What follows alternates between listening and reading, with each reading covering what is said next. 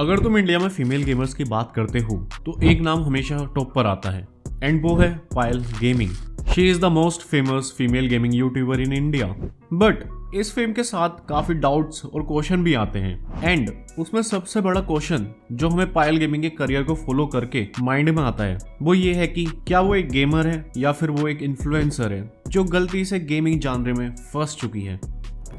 अगर हम अपनी इंडियन सोसाइटी को देखें तो हमेशा से लड़कियों का मेल डोमिनेटेड स्पोर्ट्स या एक्टिविटी में अपना नाम बनाना बहुत हार्ड रहा है एंड वो चीज गेमिंग में भी है। बट हम रिसेंट टाइम में काफी फीमेल गेमिंग स्ट्रीमर्स को राइज करते हुए देख रहे हैं एंड उनमें से जो सबसे बड़ा नाम आता है in terms of popularity among a large section of audience वो है Payal gaming. Right now she has 3.5 million subs जो काफी दूसरे फेमस गेमिंग यूट्यूबर से भी ज्यादा है। बट एक चीज है जो हमेशा से पायल को लेकर गेमिंग कम्युनिटी में डिस्कस होती रही है एंड वो है कि she doesn't deserve her success.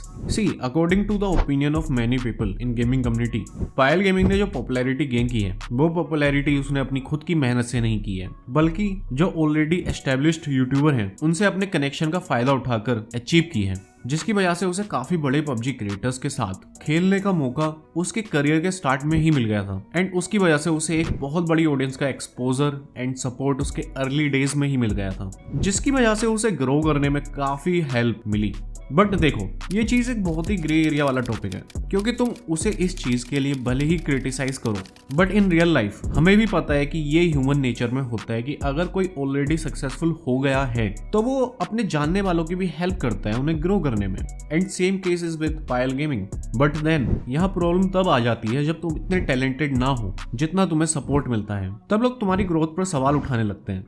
मुझे नहीं लगता ये कंट्रोवर्शियल टॉपिक होना चाहिए but Payal is an average gamer with average gaming skills. लेकिन बाकी और भी तो ऐसे गेमिंग स्ट्रीमर्स होते हैं जिनके गेमिंग स्किल्स एवरेज होती हैं, तो ये चीज यहाँ पायल के केस में क्यों प्रॉब्लम बन जाती है?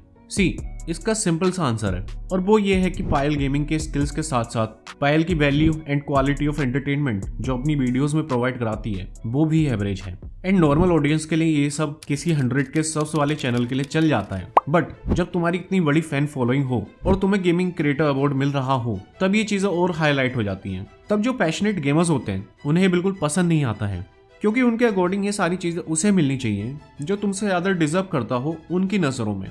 एंड यहाँ एक और क्वेश्चन स्टार्ट होने लगता है जो पायल को बाकी गेमिंग क्रिएटर से अलग करने लगता है और जो उसके एक लेजेंड गेमिंग यूट्यूबर होने पर सवाल भी उठाता है। जब भी मैं पायल गेमिंग का चैनल पेज ओपन करता हूँ तो मुझे उसकी लॉन्ग फॉर्म वीडियोस देखकर ये फील आता है कि मैं किसी गेमर के चैनल को चेकआउट नहीं कर रहा बल्कि मैं किसी इन्फ्लुएंसर के चैनल को चेकआउट कर रहा हूँ जो कभी कभी गेमिंग भी कर लेती है।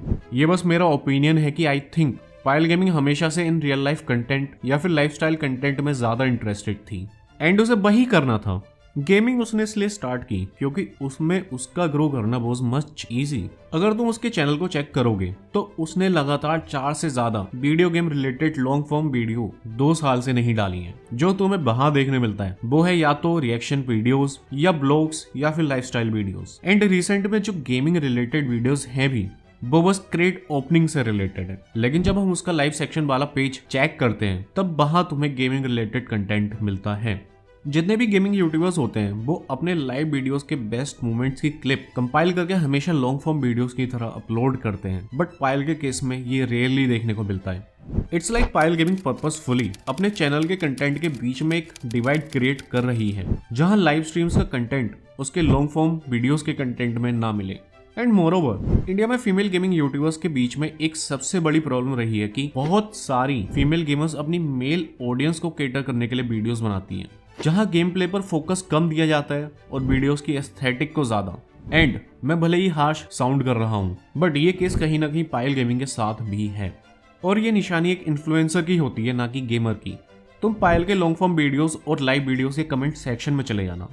Vote we see there is a audience जिसे स्ट्रीम में खेले गए गेम से कुछ लेना देना नहीं है। हर audience rarely talks about the games that she plays. उन्हें मतलब होता है बस पायल के ब्लॉग्स या रिएक्शन वीडियोस से या फिर उसके इन रियल लाइफ कंटेंट से। अगर इसे हम बाकी गेमर्स के कमेंट सेक्शन से कंपेयर करें तो वी कैन सी उसकी ऑडियंस एक ब्लॉगर या इन्फ्लुएंसर वाली ऑडियंस है ना कि गेमिंग वाली। देखो अगर पायल गेमिंग इन फ्यूचर गेमिंग से हटकर ब्लॉगिंग या रिएक्शन टाइप कंटेंट में शिफ्ट होना चाहती है तो शायद ये स्ट्रेटेजी उसके लिए यूजफुल हो। बट अगर तुम एज अ गेमर आगे बढ़ना चाहते हो तब यू वांट कि तुम्हारी ऑडियंस एक गेमर वाली हो एंड उसे तुम्हारे गेम प्ले या कमेंट्री में ज्यादा इंटरेस्ट हो। बट इन दी एंड आने वाले टाइम में शायद ऑडियंस को और क्लियर हो जाए कि is Payal gaming an influencer और अ गेमिंग यूट्यूबर।